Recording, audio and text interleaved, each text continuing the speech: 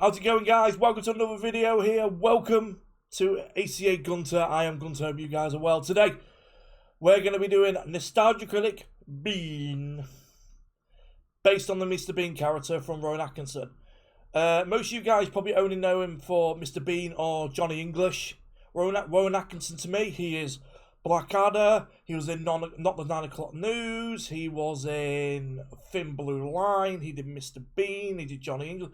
I know him for more comedic stuff because, as you guys know, I'm British.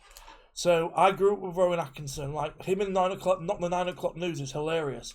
There's a skit where it was him, Mel Smith, and somebody else, and he was talking about he domesticated a gorilla, but it's Rowan Atkinson in the gorilla suit. He goes, I found him. I can't remember the name of the gorilla. I found him in 1967. He just turns around and goes, 68. So yeah, to you Americans, you got Bean on Mr. Bean's Holiday. Here's the thing, Mr. Bean in the UK didn't do great. It only got 11 episodes. I believe it only got like 11 episodes. It did not do like gangbusters. It was only until it started getting ported over to America where it started getting popular. That is 100% true. So today we're going to be watching this video here on Bean. So I just realised the ads like form. Well, I do skip his ads, by the way, because majority of the stuff that he does is not available for me in the UK. So there's no point in watching the ad if it's not available to me. So today we're going to be doing, like I said, Bean, Nostalgia Critic, and we're just going to get onto the video, guys. Let's go. This episode brought to you by Stamps.com. Stamps! Why go to the store to get stamps when you can have them printed right at home for your convenience?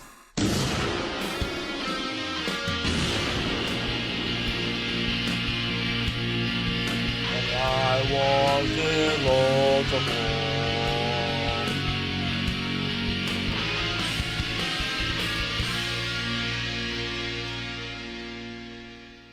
Hello, I'm the Nostalgia Critic guy, remember? So you don't have to. Growing up, I was always a really big fan of Rowan Atkinson, particularly his way with words. Whether it was his brilliant one-liners in Blackadder. Ill-conceived love, I should warn you, is like a Christmas cracker. One massively disappointing bang and the novelty soon wears off. His theatrical one-man shows. What is it that Johnny has got that makes him stand apart from other actors of his generation? Syphilis. His animated appearances. He's as mad as a hippo with a hernia. Even when he advocates for free speech. We need to build our immunity to taking offence so that we can deal with the issues that perfectly justified criticism can raise. Rowan Atkinson was always to be admired for... A very smart man as well. Rowan Atkinson's a very, very, very smart man. For his dry wit and hilarious dialogue. Someone only figures his most popular character barely talk at all.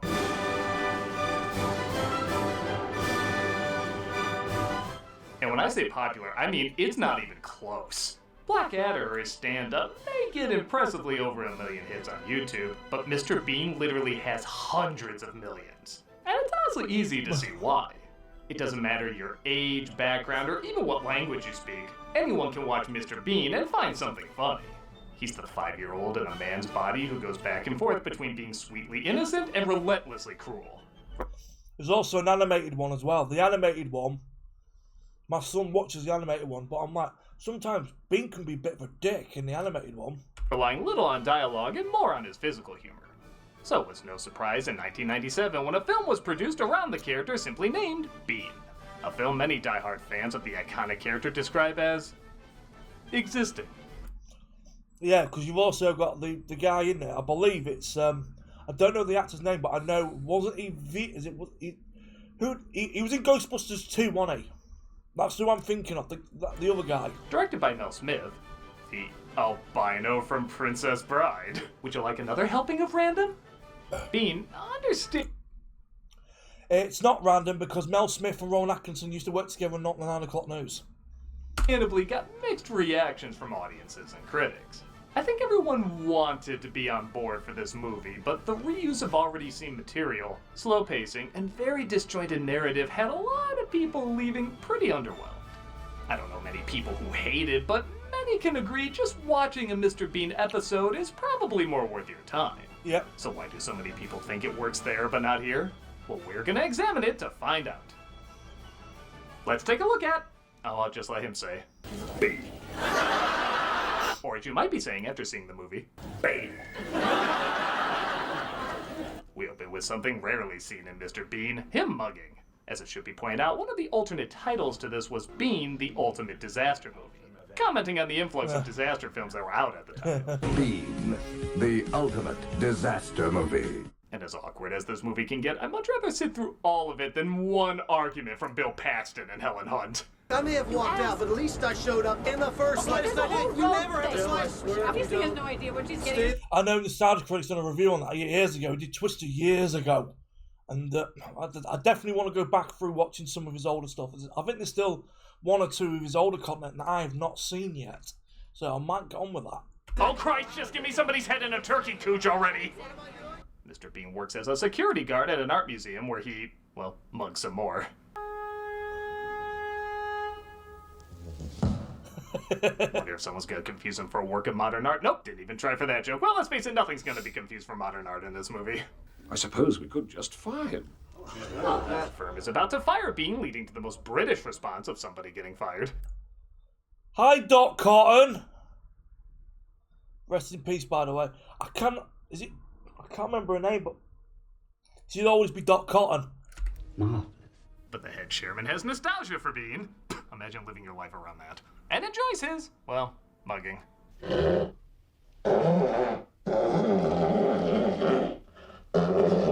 It's literally half a minute of that. You know, these two arguing is sounding pretty good the more I think about it. When they find they can't fire him, they send Bean to America as a scholar to present the classic masterpiece, Whistler's Mother.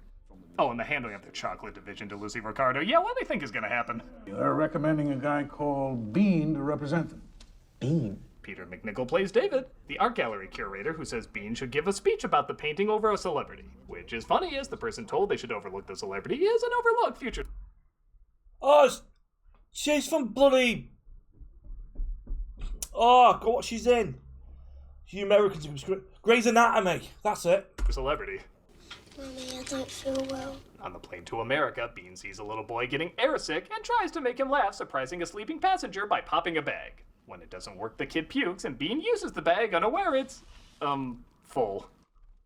Now, if this looks familiar to you, it's because Bean already did it. There was a Mr. Bean episode where he does literally the same thing with only a few minor changes. In fact, several scenes are beat for beat the exact same ones that aired on TV. Why the hell would they repeat something we've already seen?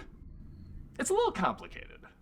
I did a video a while back talking about all the Looney Tunes movies and how they used to compile different collections of their cartoons into films because VHS wasn't really a thing yet. Yeah. In fact, there's a Monty Python movie almost nobody talks about that's just a reshooting of their old sketches.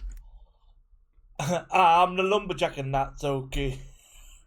Yeah, Monty Python is absolute comedic genius for me. It's fucking hilarious.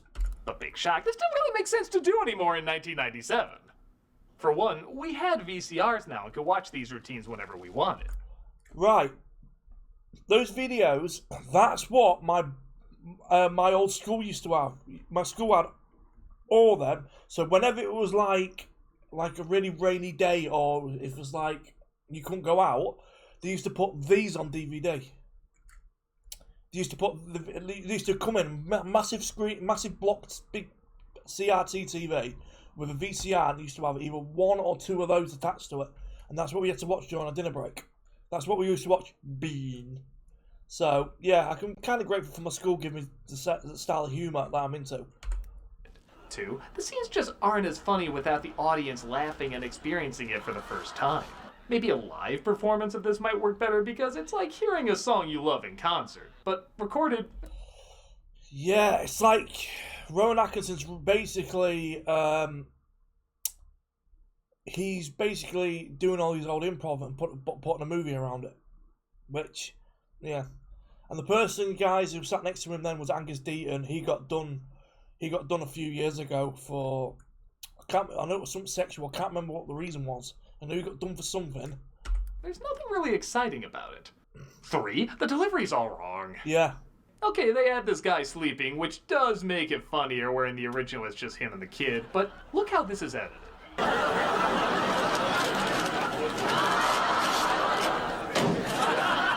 That is ingeniously done. Yeah. It's left up to your imagination what happened next. You're just left with that face of childlike excitement, and you imagine how it's instantly destroyed. Here, they just show it. That is nowhere near as funny. You see the guy walk away and Bean hiding like they never put together who did it? None of that is nearly as good as this simple edit. It's like more expensive, yet somehow sloppier seconds. Any second now. Think we're looking for a Brad Pitt lookalike. He doesn't look like Brad Pitt. Movie, you're silly. Yeah.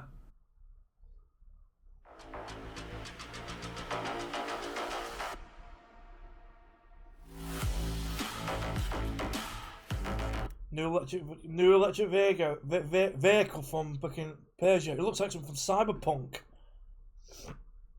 David invites Bean to stay with arguably the worst part of the movie, his family.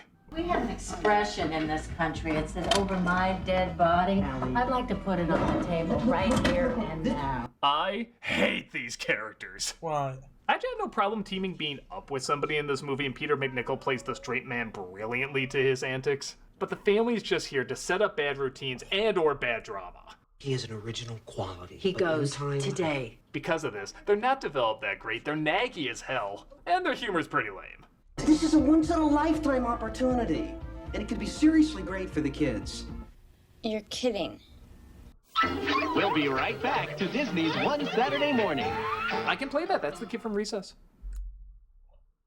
Is it? Ironically, they're not even in the film that long, as shown in one of the few good edits the movie has, where his wife, played by the criminally underutilized Pamela Reed, really none of the actors in the family are bad, says either the family or Bean has to go. Alright,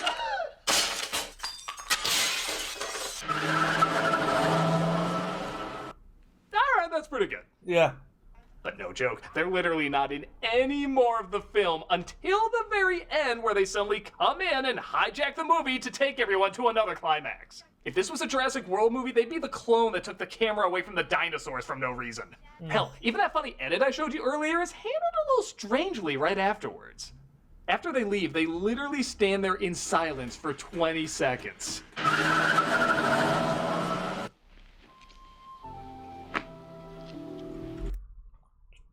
It drags too long. It's dragging on the shot too long. What, are the trees gonna start walking soon? Why are we holding on this? Yeah.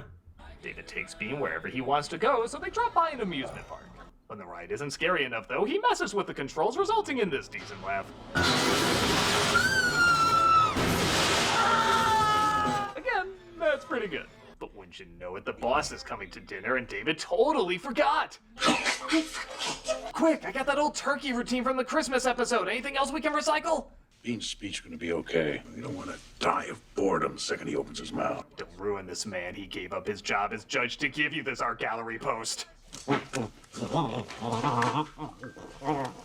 No joke, when I saw this in the movie theater, I literally heard a kid say, "Can I go to the bathroom? I already saw this on TV." Yeah, kid, but that had a laughing audience that filled in the gaps of no sound. Yeah, the original on TV, watch it. It is comedic fucking gold. This is so quiet, I swear even silence is holding its breath.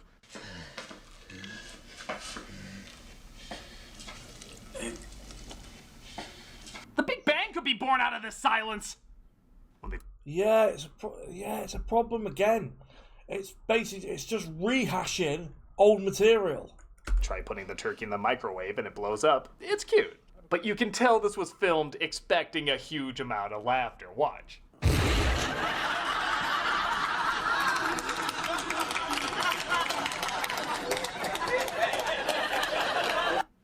that would work in front of a live audience, but when there's no laughter like the screening I was at, you get...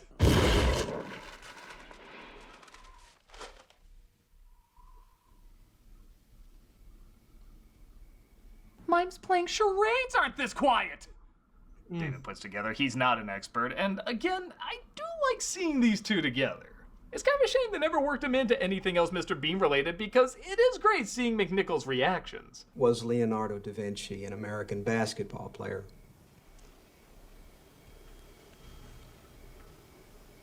if you look at this like an A24 horror film where a man is slowly losing his mind to a psychotic sociopath, it's ironically a lot funnier. Yeah. It already has the uncomfortable art house sex scene you're regretting taking your parents to see this movie with.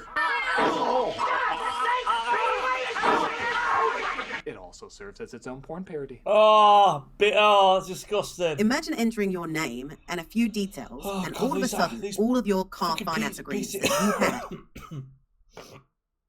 Hey, you know who I like? This guy. This guy. Him. I like this guy. Malcolm. Malcolm, I love this dude. Now, you know what? Stamps. Gotta. 2.5 minutes. The advert. Dog plays God of War. I'm actually playing through that off camera myself, but at the moment, I'm absolutely addicted to Assassin's Creed Valhalla. I've got like 75 hours on it. By the time you guys see this, it might be more than 75 hours, but I'm on 75 as of me recording this. I've clocked a lot of time on it. I'm addicted. Or for the first time every Friday on Twitch. We also have content 5 days a week. Hope to see you there. Yeah, it's all changed now because Tamra's not there anymore, and they only do videos they only do streaming 4 or 5 days a week now.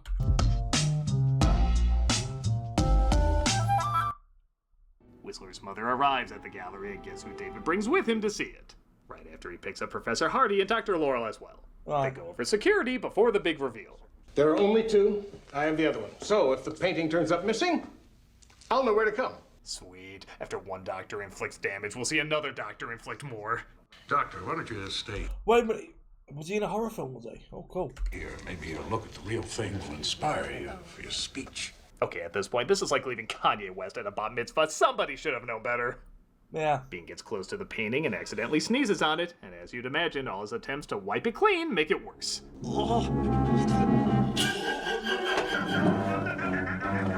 Honestly, most of this section works. Yeah. Despite it being predictable, it is creatively predictable. I'd also like to imagine that's the sound he makes in the porno parody. Oh. Hot. As much as I complain about the pacing, it really is pitch perfect here. You really do feel his dread as every time things seem to be fixed, it suddenly gets worse. You feel the same anxiety he's going through, which makes it all the more relatable, yet hilarious. The only one more relatable is McNichol, who gives one of my favorite freakouts in any movie. Oh, Jesus! Oh, God! Oh, Mary, Mother, Jesus of Nazareth! It's the one time he's allowed to go over the top, and Atkinson has to downplay it, and it's great. Look at the painting. Oh, God! Oh, God! God, oh, God! I'll just say it, in Mr. Bean's own movie, Peter McNichol gets the biggest laugh of the flick. I go to jail. My wife leaves me. My daughter becomes a prostitute. I wind up on death row, sharing a cell with Butch McDick. Can I just rewrite the movie? Butch McDick. Movie where all that happens. I don't want to see all that happen. I just want to see his reaction to all that happen. Do you drink, Bean? No. Good. Neither do I. They hide the picture and get drunk because, well, they have no idea what else to do. The only art I will get anywhere near are the pictures I draw on the pavement, hoping passers-by will throw nickels in my hat. It's not fair. I was gonna be a playwright. Oh, good. I really miss the chemistry he had with his family. You know, those loving moments where he gets yelled at and preyed on by vampires. I can't believe the little kid was TJ in bloody recess. Get out. David, I think I'm gonna have to leave you. I don't even know why you were together. You're like Kramer versus Kramer, with Kramer. Can't sleep, huh? Me neither. Can't stop thinking about naked women. Spoken like a 40-year-old writing for a 9-year-old. That's a weird line. The kid gives Bean an idea to switch out the painting with one of the promotional posters. So he sneaks in like Lassiter dressed as Powerline and gives the security guard laxatives. Because poo.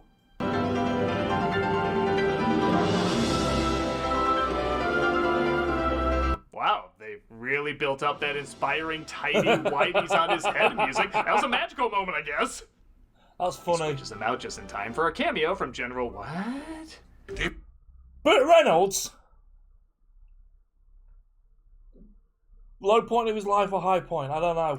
I'm delighted to meet you, sir. Of course you are. This is Johnny English movie, right?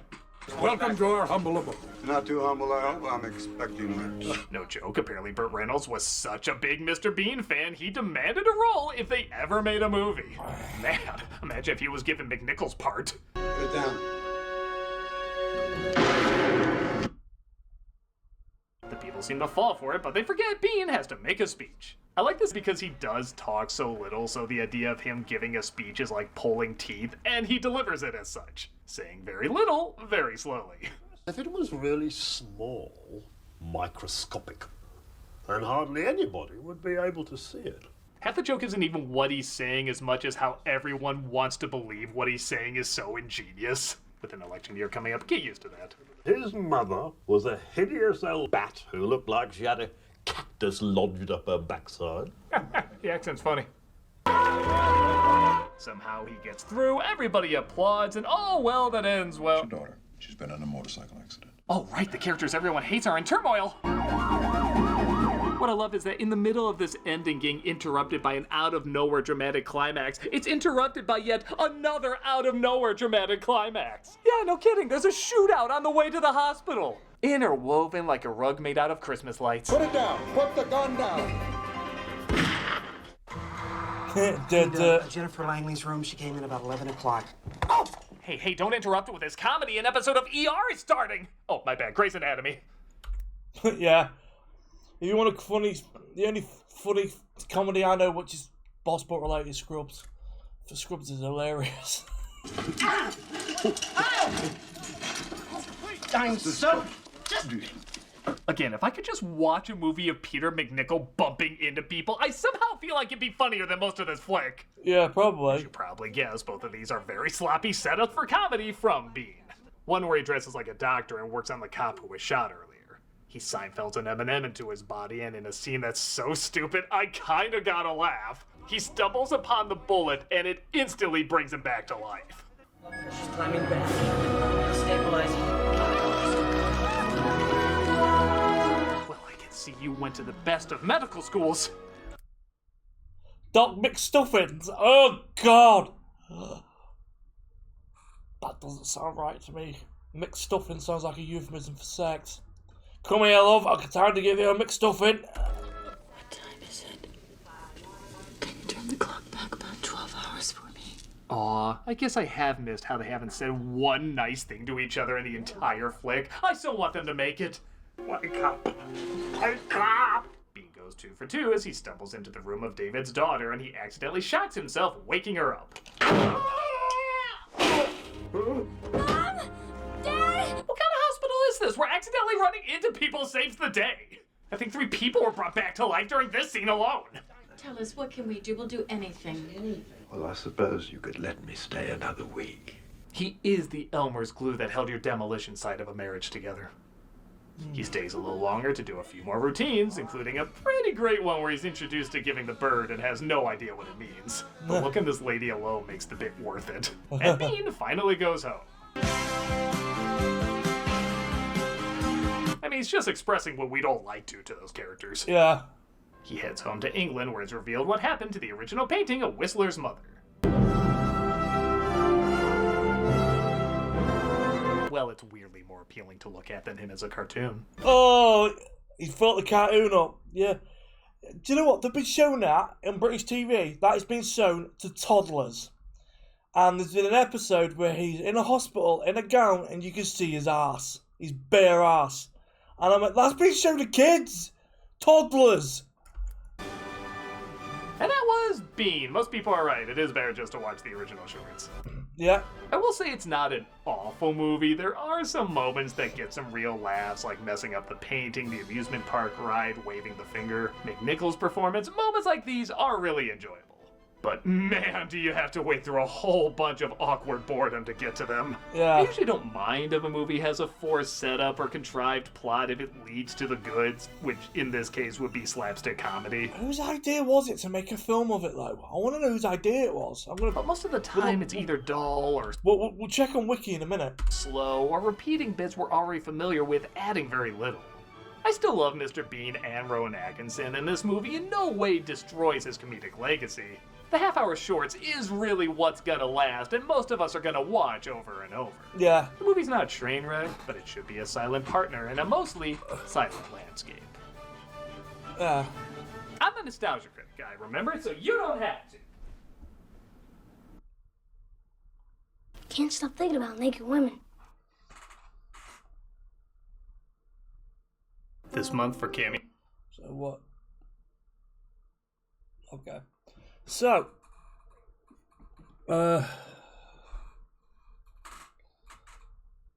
yeah, I've been watching those thingy videos.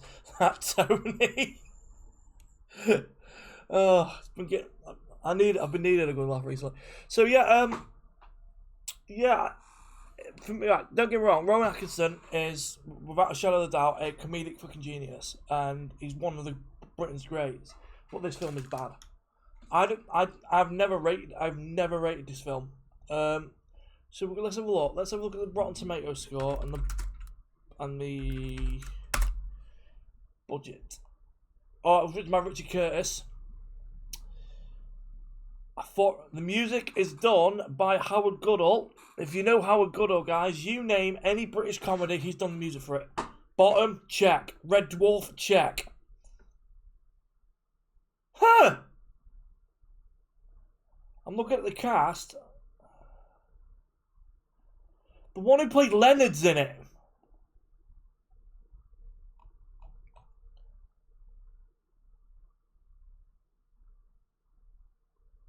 Yeah, look. Stingo Wheelie's done by John Gillelick. Yeah. Boom. It's Buddy Leonard from Big Bang. Huh.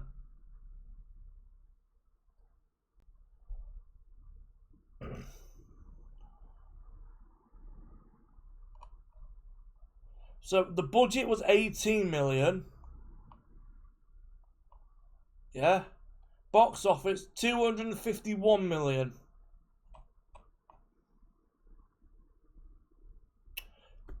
Yeah, the soundtrack was conducted by Howard Goodall, compared to original music as well.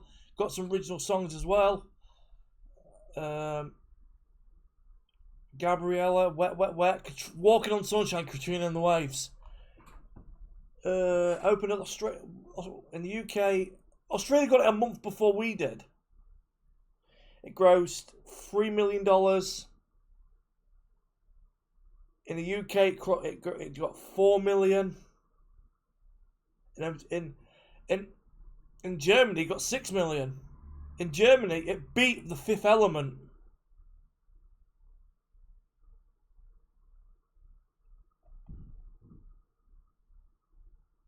It grossed $45.3 million in US and Canada, and grossed $17.9 million in the UK, which is the fourth highest grossing film of the year for a UK film. And then in 2007, we got Mr. Bean's Holiday, which was the sequel.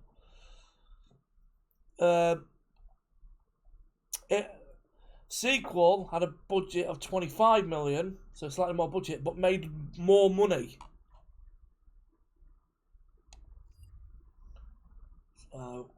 So yeah. So yeah, the Mr. Bean stuff was actually profitable. So yeah. So right, guys, the next one I'm going to be doing, the next nostalgia critic I'm going to be doing for this week is one that was requested.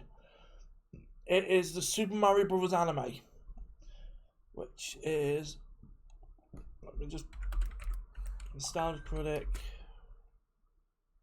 Mario Anime. This one. I don't know why it started. I haven't watched the video. I don't know why it started. I've watched it when I haven't. So that one there, the one that's on screen right now, the Super Mario Bros. Anime.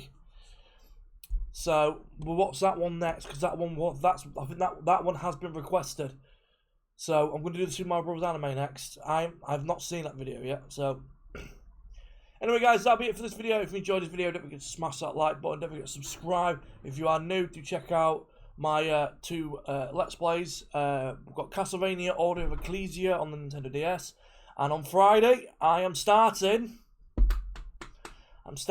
Assassin's Creed Syndicate on Friday. And then on Sunday, it is Nostalgia Critic Super Mario Bros. Anime. So until then, guys, have a good one. Look after yourself and take care. I'll see you on the next video. Peace. Love you all. Bye-bye. See you in a bit, guys. Bye-bye.